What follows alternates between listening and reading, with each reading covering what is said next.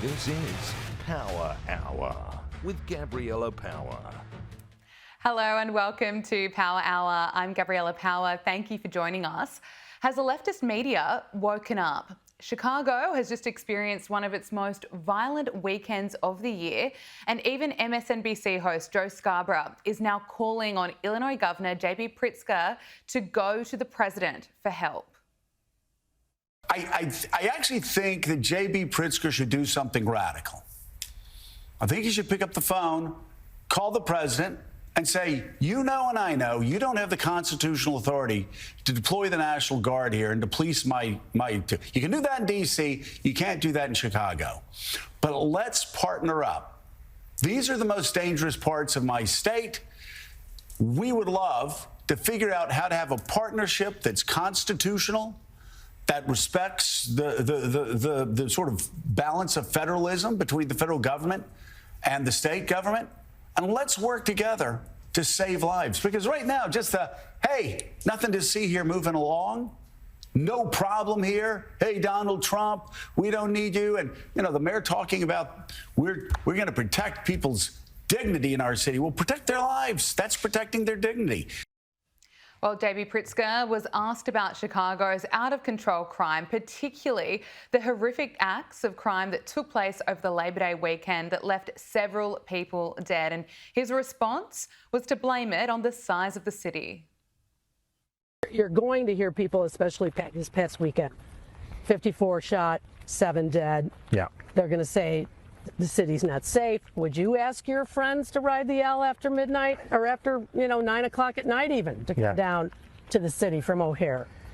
Look, big cities have crime. There's no doubt about it. But let's just pay attention to what President Trump is doing targeting Chicago. He's overlooking red states that have much higher crime rates. 50 shot, 7 dead. He just says yes. He barely even reacts. Now, Donald Trump insists that he will be sending in National Guard troops. Lined up on Chicago, though? Well, we're going in. I didn't say when. We're going in. When you lose, look, I have an obligation. This isn't a political thing. I have an obligation. When we lose, when 20 people are killed over the last 2.5 weeks and 75 are shot with bullets. So let me tell you a little story about a place called D.C., District of Columbia, right here where we are. It's now a safe zone. We have no crime. It's in such great shape.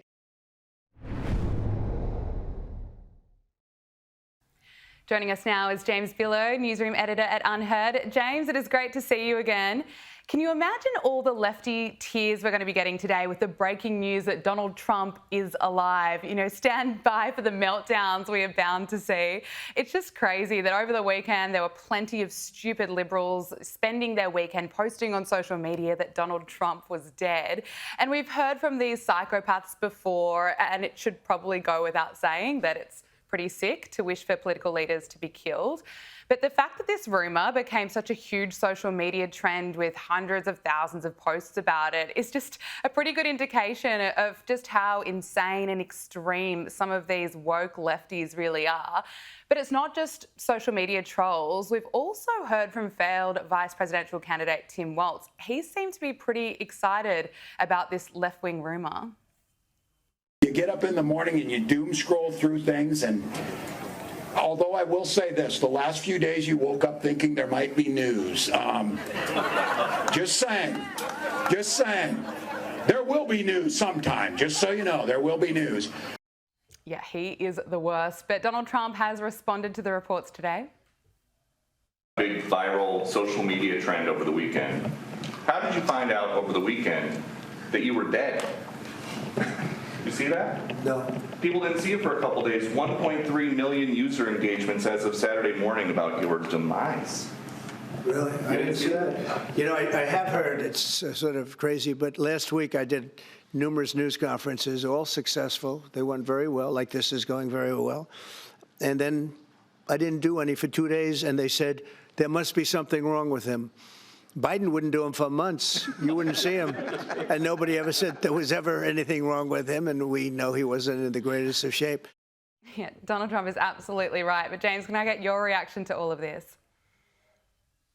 Well, he's not wrong about that. I mean, Biden would disappear for months at a time, and in fact, that was his strategy for most of the 2020 presidential campaign. It was the basement strategy. It was minimal contact with the outside world and minimal contact with the press. And it is a little bit ironic that the left is always jeering and making these snide remarks about the right and their supposed conspiracy theories, when actually this was exactly the example of that. What we saw over the weekend were, as you just showed, Tim Walz going all the way up to the running mate, the president's running mate, to be trucking in these conspiracy theories. And, you know, it's not the first time Tim Walz has done this kind of thing. He also made these bizarre comments about Elon Musk and wishing for Tesla to be in demise, of checking his phone and checking the stock price, hoping it was down.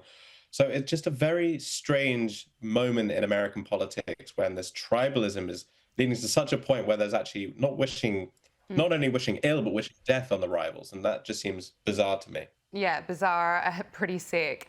Look, also this weekend, thousands of protesters took to the streets in Chicago, the same weekend where more than 50 people were shot and 7 people were killed in the city. And some protesters were captured waving the Mexican flag in opposition to Donald Trump wanting to crack down on crime.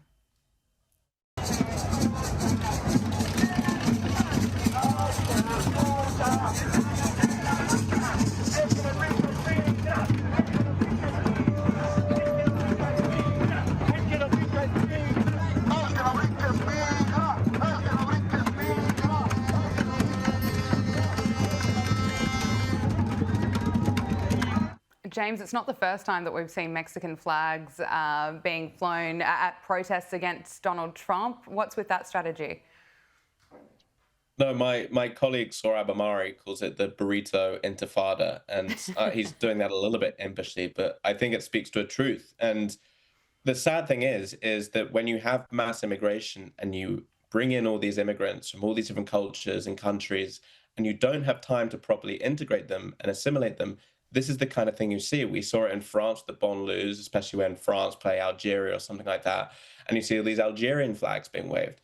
There has to be some degree of integration with these communities into the American nation.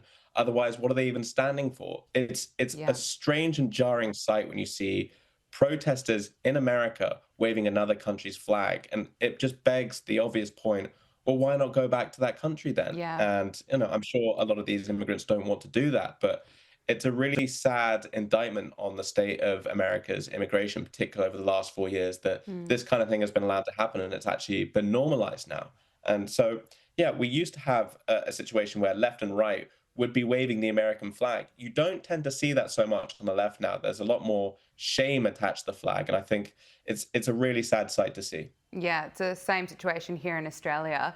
Look, let's talk about the Democrats at the moment. They're essentially a leaderless party, but that, of course, is going to change. And some Democrats have already begun making moves for the 2028 presidential field. And The Hill has published the top contenders, according to them. And they, of course, include California Governor Gavin Newsom, AOC, Kamala Harris has made the list, Wes Moore, JB Pritzker, and Pete Buttigieg, Josh Shapiro.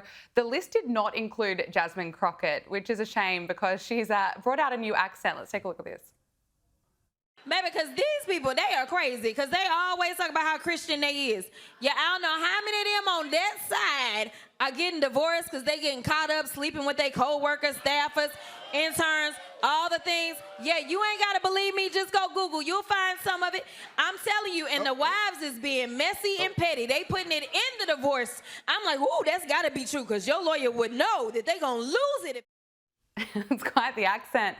But listening to that, it of course reminded me of Kamala Harris's accents that she put on everywhere that she went last year, a different accent in a different city. But what's your assessment of the names that were being listed for 2028 and the Democrats? Well, I can only hope for the Democrats' sake that Jasmine Crockett does not become the face of the new party. You're right, that accent has gone through many different incarnations, the latest of which I found borderline incoherent. I had no idea what she was talking about there. And it's this kind of inauthenticity that voters will just cringe at. And you're right, Kamala Harris did the same thing last year. It's no wonder she didn't win that election. But nature abhors a vacuum, and you're seeing with these leaderless Democrats that no one is really stepping into it. There are some more sensible names on that list, but what's sad to see is that it's people like Gavin Newsom that seem to be really surging at the moment. And the reason he's doing that is by acting as the quote unquote resistance to Trump, mimicking his style on social media without any actual substance behind it. And my fear, at least for the future of the country, is that Democrats are going to start rallying around these types of figures. Basically, who can be the most anti-Trump? Who can be the most performatively anti-Trump? Even in 2028, where he won't even have another term. And it just goes to show how little Democrats have learned from the lessons of 2024 when they keep repeating these same old stupid mistakes over and over again. So I'm feeling pretty pessimistic about the future of that party. Yeah, I completely agree with you. That was their whole campaign last year and it didn't work. It was constantly calling Donald Trump a dictator. But I want to talk to you about what's happening in the UK, where it appears free speech is pretty much dead. Comedian and co-creator of sitcom Father Ted, Graham Linehan, was arrested at Heathrow Airport on Monday. What was his crime? It was posting on social media. So when he got off the plane, he was met by 5 armed police officers who told him he was being arrested over 3 posts on X where he criticised trans activists. He's now been banned from X, but this is absolutely insane. We also know, of course, that we've spoken about before, this is not an isolated incident in the UK.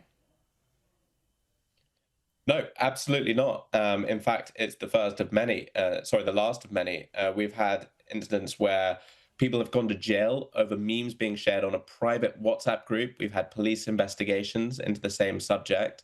And Linehan himself, this is not the first time he's had a police investigation or a police visit.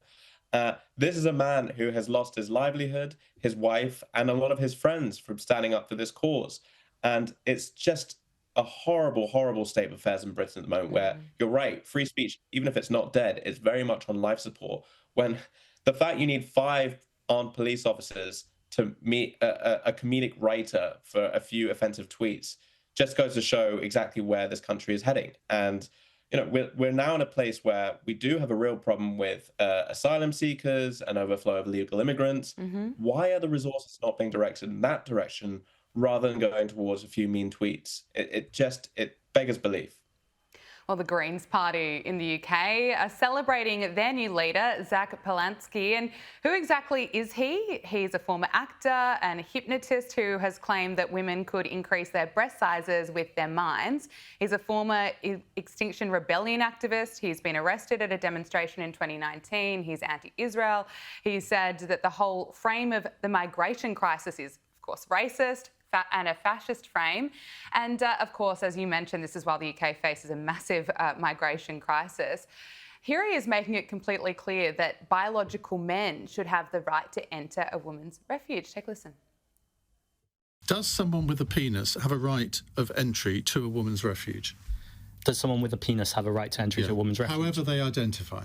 Yes, if they identify as a trans person, they've been a trans person for a long time, everyone's comfortable with it, and you know as well as I do that most women in that situation, because they're there because of violence towards them, they would not feel comfortable with a biological man, however they show themselves, however they identify themselves, with a penis being in that refuge. You seriously think... Well, the return of that argument is, should we have... No, I don't want the return of the argument. No. James, can I get your thoughts on the new leader? I mean, can you imagine that clip being played 10 years ago or 20 years ago to the general public? They would just think, what on earth is going on here? And 2025 is a pretty weird time to be alive when we're having those kind of conversations. I really thought in the post-BLM era, the post-identity politics era, that we might be escaping from some of this stuff. But clearly on the fringes of the left, this is very much in vogue still. And Polanski, he is a classic watermelon. He's green on the outside and red on the inside. He is a pretty hardcore socialist or left-winger. And in terms of British politics, it's pretty obvious that there's going to be some kind of alliance with his Green Party and Jeremy Corbyn's new party. What that means for the future of the left is anyone's guess, because everyone knows that the revolution always devours itself, and I'm sure there's going to be breakaway factions, there'll be purity tests. I cannot see this really getting off the ground. But again, it's not a good sign for Keir Starmer or Labour, because they are the nominal heads of the left-wing parties. And when that election comes in 2029, and that will come much sooner than people think, the Labour Party is going to be in big, big trouble. Finally, I've got to get your thoughts on Greta Thunberg. She's back, making her way back, I should say, to Gaza. And as Sky News has revealed that her new flotilla has been organised by a supporter of Iran-backed terror group Hezbollah. Thiago Avila is a coordinator of the Freedom Flotilla Brazil and is a member of the steering committee. And he attended the funeral of Hezbollah leader Hassan Nasrallah. Now, James, last time we saw Greta Thunberg attempt to do this, she was deported. But it seems nothing's going to stop her from going into or attempting to try and go into an active war zone where a terrorist organisation is operating from. Well, it's not Greta Thunberg anymore. It looks like it's Lord Farquhar with that new haircut. But the facts are, you're right. I mean, how many times does this thing need to happen before it stops? It's the definition of insanity. And, you know, she got deported last time. She got sent away the time before. I don't know what she is trying to accomplish here, and especially from these disreputable sources that she's getting this money from and getting the support from, it is pretty embarrassing. I can't believe I'm about to say this, but I almost miss her pro-environment days. That was clearly a cause she was passionate about, and I don't know what's going on with her in regard to Palestine. So that's where I'm at with this now. And yeah, maybe it'll be like the 16th or 17th flotilla that she'll finally get the message that maybe this isn't the right idea. But for now, she's going to keep on going for it. No, I'm with you, and I can't believe I'm saying this too. She can bring back the hysterical climate change carry-on that we heard for years and years. James Billow, newsroom editor at Unheard, thank you so much for your time. Thank you. Joining us now is Hilary Fordwich, president and founder of Strelmark. Hilary, it's great to see you again. Let's start with what's happening in the UK. The organiser of the Epping Migrant Hotel protest has been arrested after flying a union flag from a council building. Now, footage has captured the moment she was arrested. But it looks like the police are trying to cause a scene. Look at that! Look what they're doing! Look what the police are doing! What are they doing?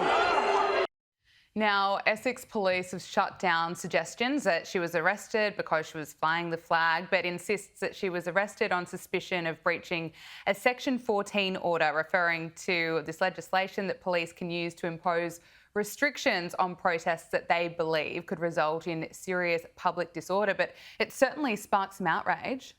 Yes, it should be outrage. I mean, Gabriella, these are people that have come to the country illegally. Basically, I still want to have the answer. How is this different than an invasion when the Nazis were trying to invade? And look at how great things were back then, how we repelled an invasion, how we went to Normandy. How do you think all of those men, the families of those men that lost their lives would be feeling now? No wonder the British public is outraged. And on top of the fact that there was a crime, an assault, a crime committed on a 14-year-old girl, the British taxpayers paying for this. And the only thing that is worse than these hotels, Gabriella, is that the government's new policy is called the scatter policy, which is to approach landlords and to spread the migrants out amongst different houses so that obviously you deplete the center of concentration of them so that in other words, is less, attractive or less conducive to these protests. But I don't blame the local people at all. And who would want such people in their community? Well, Prime Minister Keir Starmer has admitted that he wouldn't want to live next to an asylum hotel. He says that he wants to shut them down in an orderly way and acknowledge that the 2029 target for getting rid of them needs to be brought forward. This is what he had to say during a BBC Radio 5 live interview. Is an asylum hotel. How would you feel if it was a hotel at the end of your road? If your daughter was having to walk past one of these hotels every day, how would that make you feel? I completely get it. I mean, local people, by and large, do not want these hotels in their towns, in their place, and nor do I. How do you think people in the UK are feeling when they hear something like that from the Prime Minister? I think, and I can't speak for other people, but what I think is that he's an absolute total hypocrite. Yeah. Now, not two-tier karma, but lying karma, because he has had this in his power to stop this. Look what happened when President Trump came into office. At the southern border, actually no illegal crossings. Those boats should be sent back. Where is the British Navy? Where is the Great British Army? On the beaches, stop them, repel them. And also, it's very, very simple. Tomorrow, stop all the benefits. It's this pull factor. They're coming all the way from Somalia. Why don't they stop in France? Why don't they stop in Germany? Why don't they stop in Italy and other countries? They're making it the whole way to the UK because of the pull factor of the amount of benefits that are provided to them. These 4-star hotels, free meals, video games, and a cell phone given to them. Yeah, mobile phone. Speaking of those benefits, tech billionaire Elon Musk has blasted the UK government in a social media rant after it was revealed that asylum seekers were given new £300,000 homes. Now, this decision to house those waiting for their claims to be processed were given 3-bedroom contemporary townhouses in Suffolk, and that has also sparked plenty of outrage, Hillary. Oh, absolutely. And the local people there, Gabriella, said they were kept totally in the dark. I'll give Elon Musk immense amount of credit for bringing this to light. The local people there really just didn't have a clue. And you think about it, there are an estimated 1.2 Brits on national housing lists that can't get houses, that are tax-paying citizens, that are working in the UK, that have been born there, and they can't get their first houses. And to see these houses just given to people that have broken the law in the first place and to have their cases heard, they've broken the law. Do it the legal way, just like immigrants have for centuries. Well said. Look, I think it comes as no surprise that right now right-wing parties across Europe are leading the polls, not just in the UK, but countries including France and Germany have seen right-wing parties surge in popularity, particularly over immigration policies and high inflation that's being reported in the Wall Street Journal. Hillary, I suspect that this is going to continue. Well, yes, and actually, I take umbrage, and it's not you, Gabriella. It's over the world. There's this connotation or this labeling of right-wing parties as if there's something so extreme. I think it's centrist, actually, to want your nation to be for your people that are born there, to want to have law and order, and to want to have benefits given to those that are paid into the system and pay their taxes versus those that come and basically are stealing and invading. Why is that considered right wing? I don't understand why that should be considered right wing. Now, you're absolutely right. Now, there are some countries which already have, in quotes, I'll quote in quotes, right-wing governments, and that would be the Netherlands, definitely Finland now. And I believe France is leaning that way. Marie Le Pen has this new up-and-coming from Italy already is. And I think that you're seeing a wave across Europe. And I think of the 27 countries, look at Poland, for example. Poland doesn't accept any illegals, and it is safe to walk the streets there at night, and they have one of the lowest crime rates in Europe, Gabriella.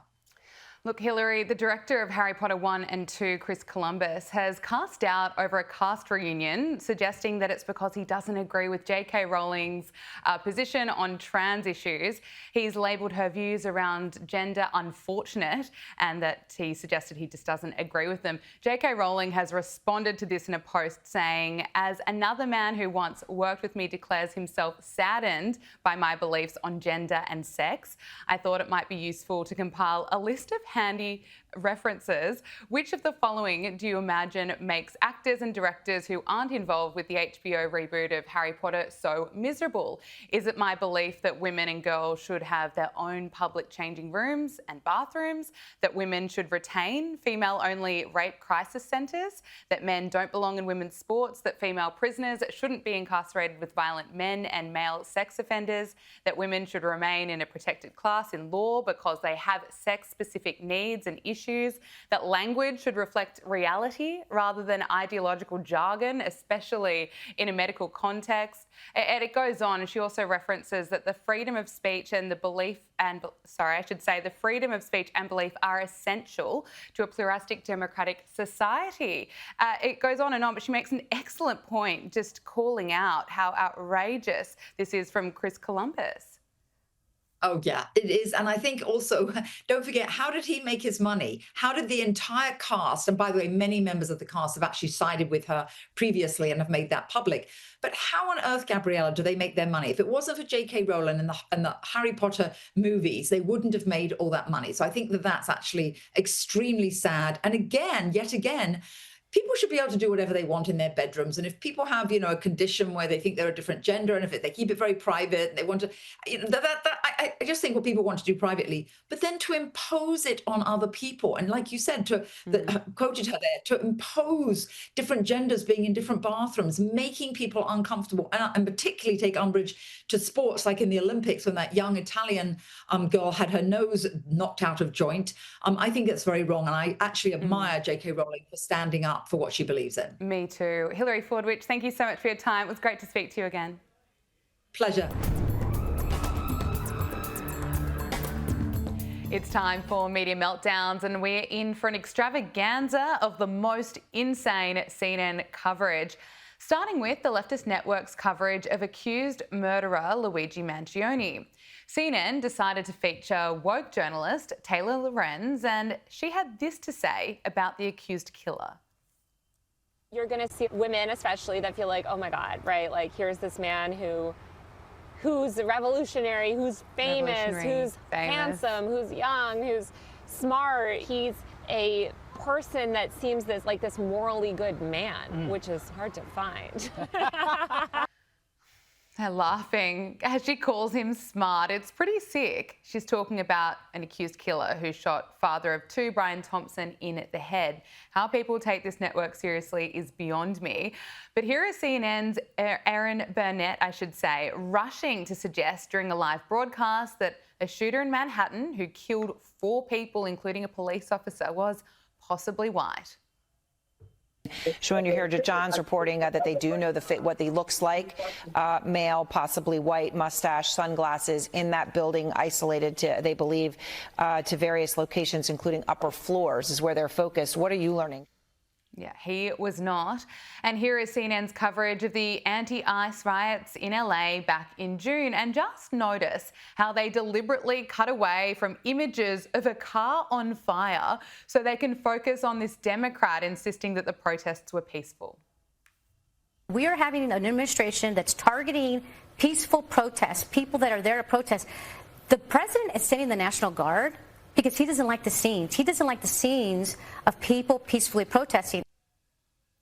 Yeah, car was literally on fire. But there is, of course, one person on CNN with some common sense, and that, of course, is Scott Jennings. Here he is pointing out that people who say pregnant people instead of pregnant women might not be that credible. And, of course, that was enough for this lefty panel to go insane. This is stuff that affects real people's lives. Vaccines, We're in National Immunization Awareness immunization. Month. I hear the criticism from this person. I just have to say, he did use the term pregnant people in his resignation. Oh, come on. I'm sorry. If that is like the way you're presenting information, I have questions about your credibility. Scott, it's so amazing. It's not a ruse. He really wrote it down. We are talking. This guy's not credible to me. That's all I'm telling you. Scott, are you serious? Joining us now is Michael Kroger, former Victorian Liberal Party president and Sky News contributor. Michael, thank you for joining us. I mean, just looking at CNN's coverage, we only played a handful of grabs there, but we could have kept going. There is plenty of content. And I suppose it really explains the huge drop in ratings over the past year. They're like a boy band from the 1980s. I mean, it was good at the time. It was all fresh and clean and well-cut hair and, makeup and all that stuff. It was good whilst it lasted, but it's no longer relevant. I mean, CNN, 20 years out of date. They're still talking about the issues that were left behind a generation ago. I mean, well pre-Trump. So its ratings will continue to decline. No one much is watching. That Scott Jennings, every time he appears, he's become an international star, that bloke. He has. He appears at that freak show every week or so.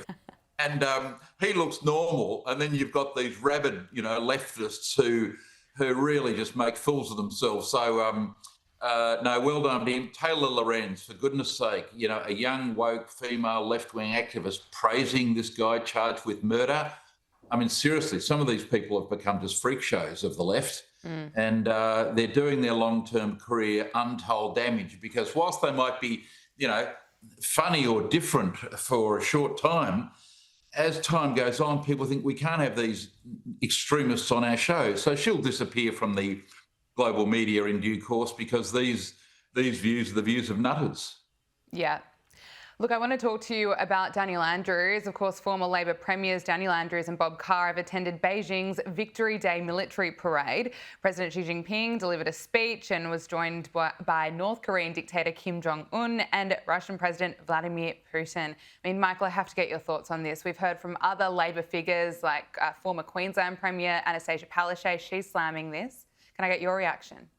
Well, they shouldn't have gone. I mean, but I think the answer is that both Bob Carr and Daniel Andrews have got commercial interests in China, and they're furthering their own commercial interests. I mean, why else would you go to sit with that rogues gallery? Putin, Kim Jong-un, I mean, seriously, sitting with all these people? No, this is a bad decision by Andrews and Carr. I mean, Carr, you would expect, he turns up at any extremist gathering, you know, if he's got a time in his diary to fill in, he turns up at these extremist gatherings. But Daniel Andrews shouldn't be there. But as I said, I think it's more his commercial interests. But, you know, neither should be there. It brings great discredit on them. And by the way, it brings discredit on the Labor government here, because they could have bent their arms and stopped them from going, which they obviously didn't do. Anthony Albanese, it's now been 300 days since President Trump's remarkable second election victory, and we've seen Trump meet with dozens of world leaders, but of course, not our Prime Minister, Michael, not Anthony Albanese. Is Australia being left behind, partly because Albanese can't get this meeting? Well, he's too nervous to have a meeting. He can't possibly have a meeting in the Oval Office. I mean, if you remember the things he said, and that Ambassador Rudd, our ambassador, our wonderful ambassador to the US, has said about Trump, extremely derogatory things. He can't afford to sit in the White House, in the Oval Office, with Marco Rubio and JD Vance looking around the room, spying our ambassador and saying, "Aren't you the bloke that called our president basically a nutcase and a threat to democracy?" So Albanese can't go to the Oval Office. So we're confined to the situation where the Australian Prime Minister has to sort of, pull at Trump's coattails on the side of some conference in the middle of nowhere. That's all Australia has been, we've descended to, because he can't front up to have a meeting with the President of the United States, one of our key allies. It's a very disappointing outcome for Albanese. But that's what you've come to expect from him. He's a hard left activist, as we've seen in his appalling performance over Israel and his lack of defence of the Jewish community. So shame on him. But it will be interesting to see when it happens. Who knows what will happen? Well, the US slammed Albanese's decision to recognise the state of Palestine, and Anthony Albanese made that announcement after securing so-called commitments from Palestinian Authority President Mahmoud Abbas. Well, it's interesting, Secretary of State Marco Rubio has barred Mahmoud Abbas from the UN General Assembly, and a statement from the White House essentially says that the Trump administration does not reward terrorism.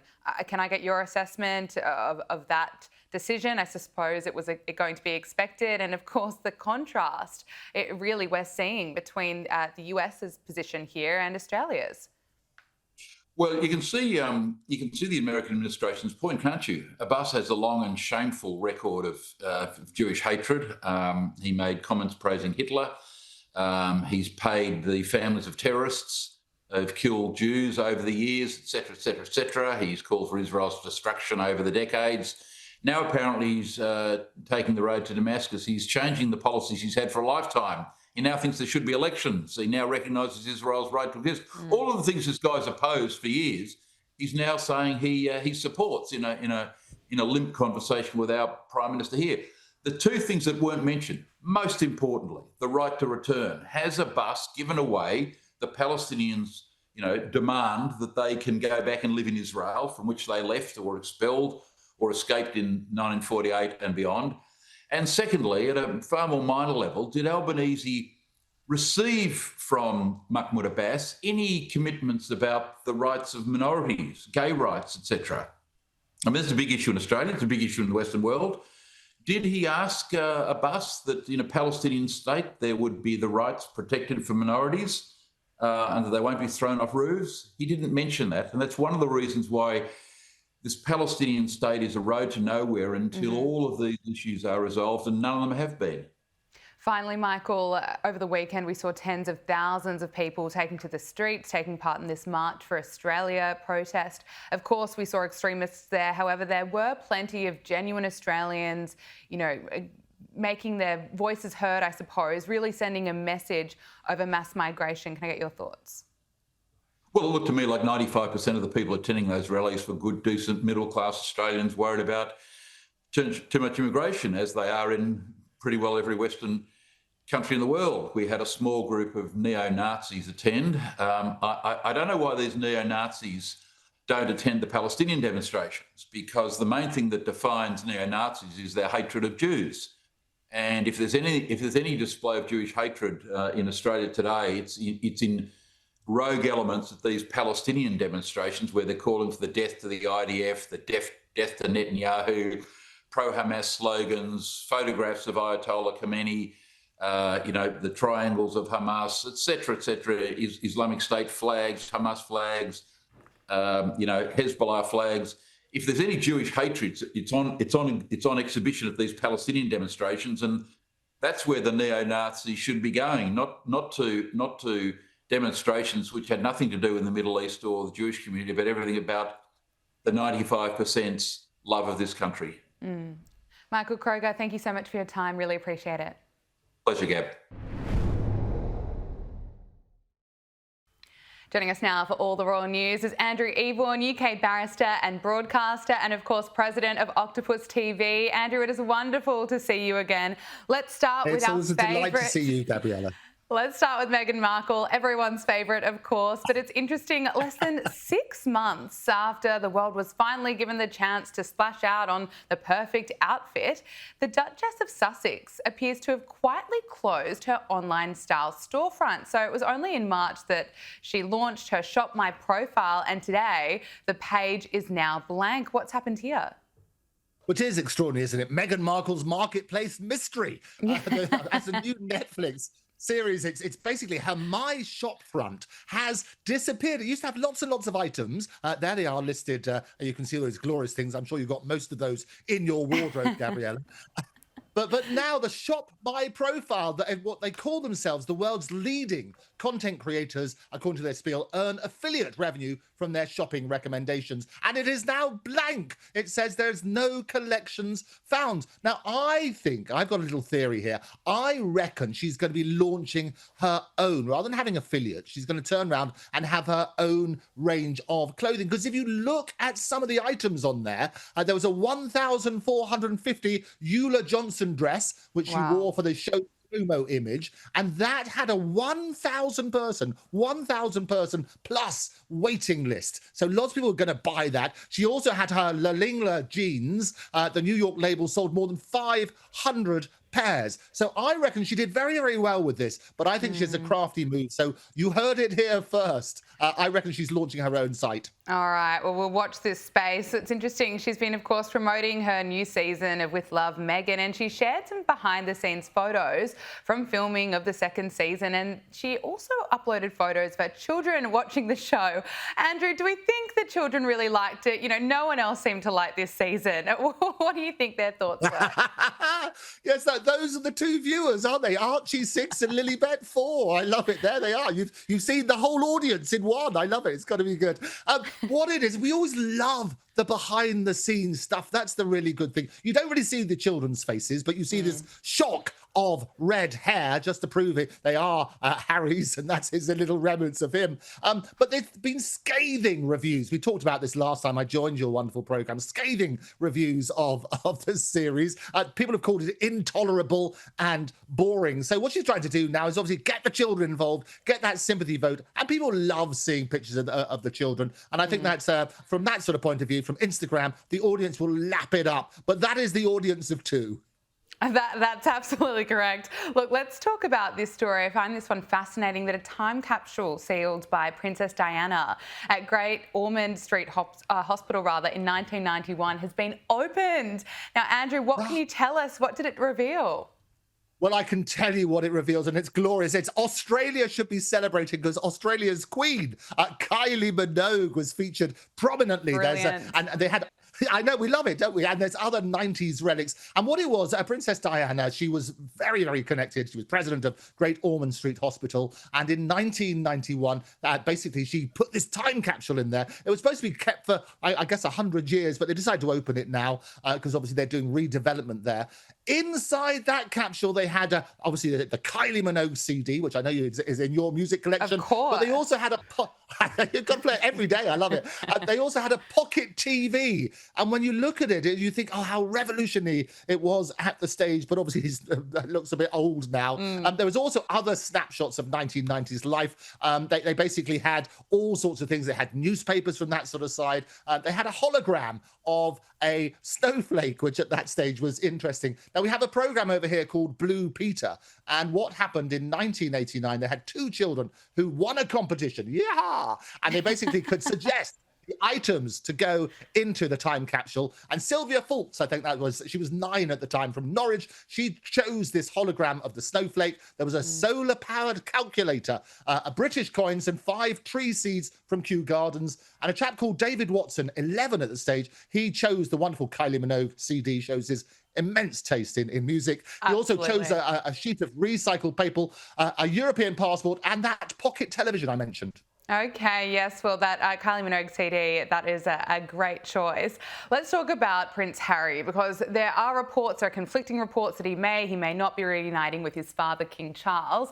But of course, if he does, this will be the first time in nearly 2 years when he returns to the UK in a fortnight. So Harry is scheduled to be in London to attend the Well Child Awards.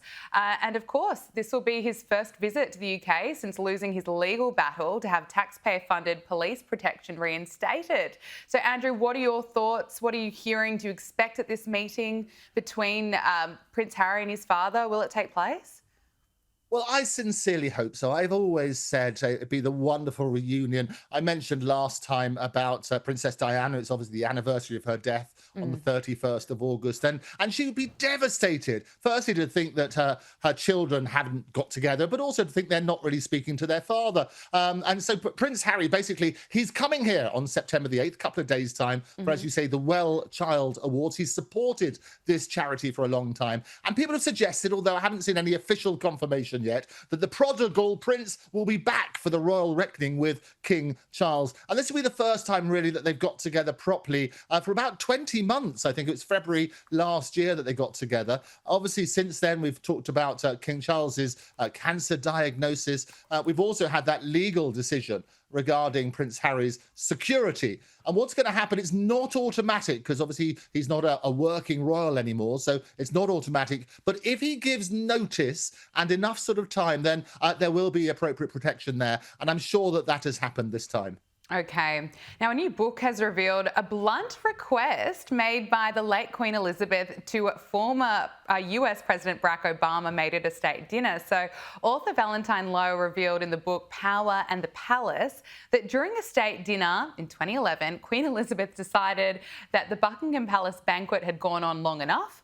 And the claim is that the Queen actually asked British finance minister at the time to tell Barack Obama that it is time to go to bed.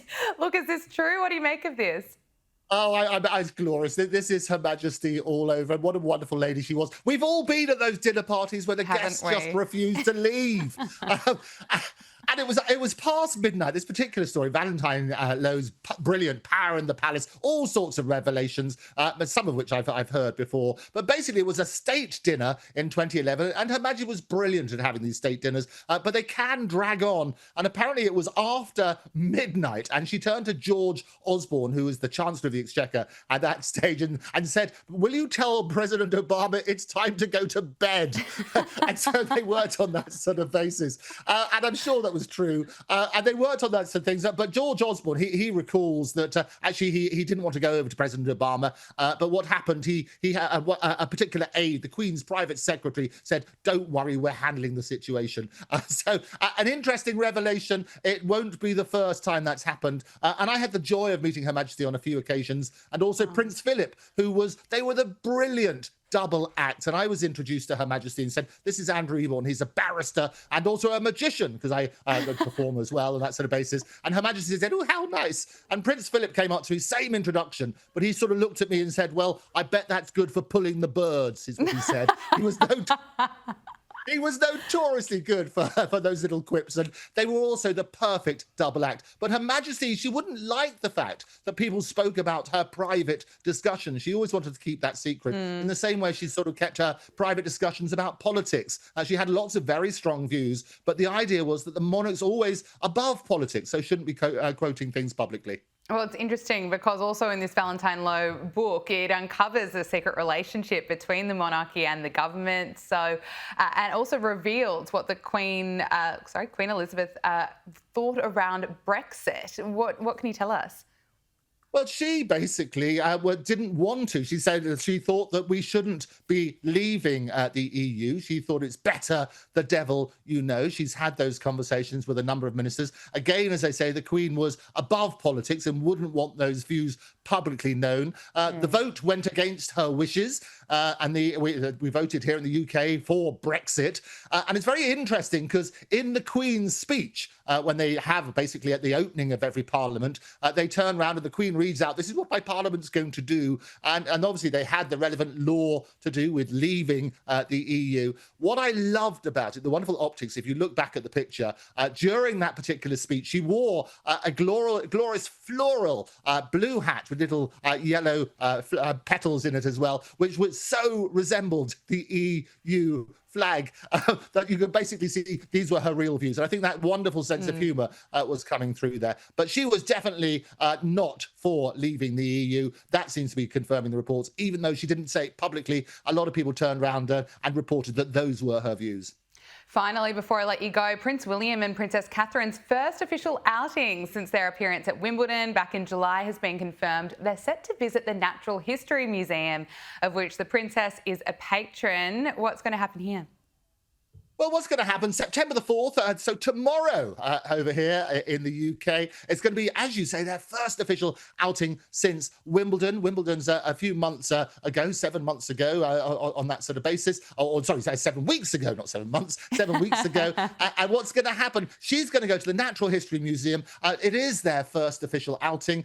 They're going to engage with children, apparently, about biodiversity projects and so on and so forth. And it's going to be a return to public duties. People adore, particularly Princess Catherine. They're going to be absolutely delighted. I'm sure the papers and other media will be swamped with images of that particular engagement. Absolutely. Andrew Eborn, UK barrister and broadcaster. It is brilliant to speak to you as always. Thank you so much for joining us. A real pleasure, Gabriella. Looking forward to the next time. That is Power Hour. Thank you for your company. We'll see you tomorrow. Make sure you subscribe to Sky News Australia on YouTube.